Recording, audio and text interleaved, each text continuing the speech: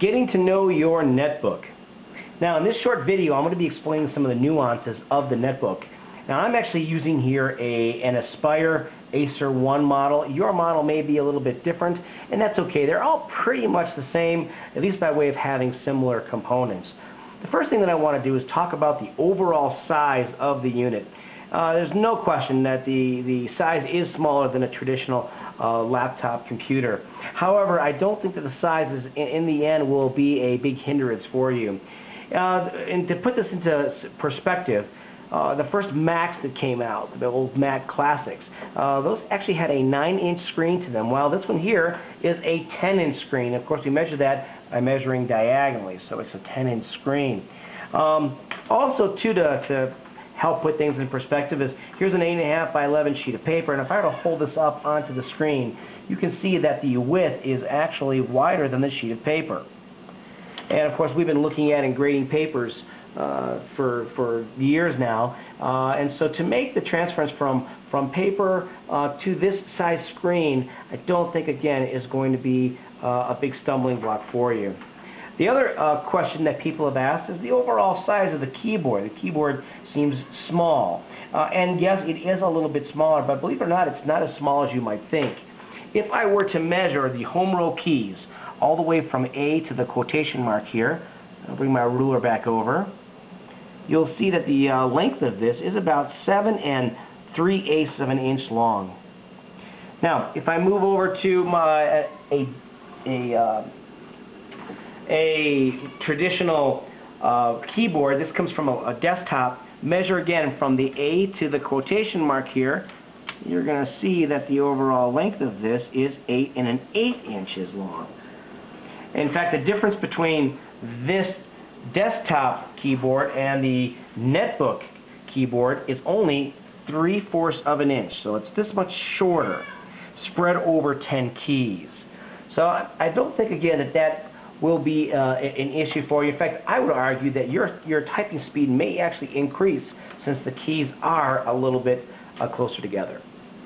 All right, first of all, talk about kind of the insides of this thing with the guts that it has. First of all, it does have the battery in the back here. This is a 6-cell battery.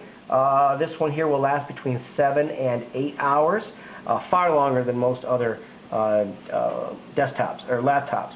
Now, this particular model has 2 gigs of memory, which is more than most of our machines in the district currently have. It has a 160 gigabyte hard drive, so it gives you plenty of space to put on your movies, pictures, music, anything that you pretty much want. This, believe it or not, even though it's small, will be plenty of room for you. And it also is wireless, and the little wireless symbol is right down here, so I'm actually accessing the internet here wirelessly. All right, let's look at the inside here. First of all, the top of my screen, I have my webcam, and I have over here is my microphone input.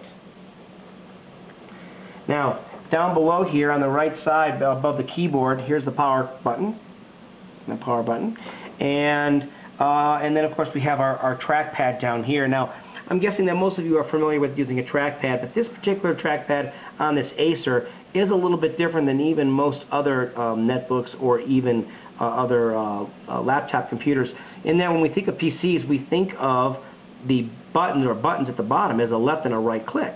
Well, in this particular model, you'll notice there's only one button. Now, even though there's one button, it does perform both the left and the right click. This button actually teeters or toggles right in the center point. So the left click, to left click, you have to actually press on the far left.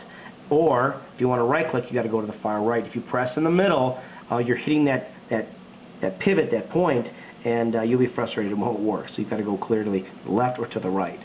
Now, the trackpad on these is also left click sensitive.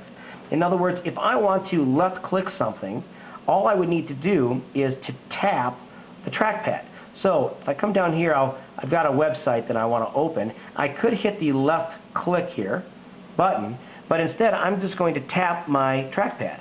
So when I tap my trackpad, it automatically opens up my whatever it is I need to open.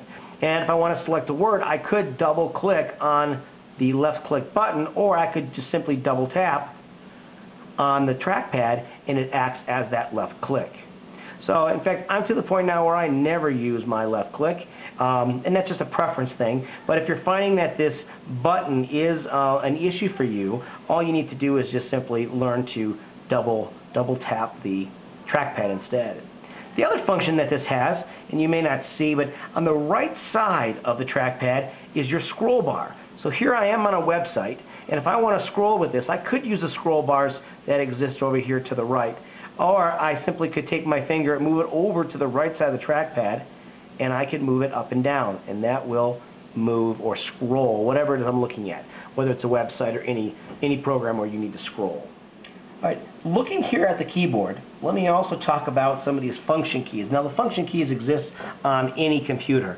However, you'll notice that there's little symbols below some of these keys. In fact, they don't just exist on the function keys, they exist throughout all the keyboard. To access those, you have to first hit the function button. It's this FN button in the lower left corner. So, for example, if I want to mute my sound, if you'll notice on the F8, there's a little mute symbol there. I'd simply just hit the function button and then hit the F8 key, and that automatically mutes my sound. I can also use the F5 key, function F5, to toggle if I want to project this image to my projector. If you look on the right side over here, you'll see that there's the volume control, so function, volume up, volume down, as well as my brightness of my screen is left arrow, right arrow, again hitting the function key first. Alright, now let's look at the side of the unit over here. If we look over here, you'll see that there are multiple ports. You have your VGA cable port where you connect your projector. Here you have your Ethernet cable where you connect to your network. You have your first USB port, headphone port, as well as a microphone port. And then this little slot here is your SD slot. So if you have a camera that has an SD card, you can simply place it in here and your pictures or videos will automatically show up on your computer. The right side, over here, we have two more USB ports, so you can connect a mouse, another keyboard, or any device that works with USB. You have a power port where you plug in for your power supply, and a locking port, so lock it down if you need to do that. So, anyhow, in a very quick few minutes, hopefully that gives you enough to get started with your netbook.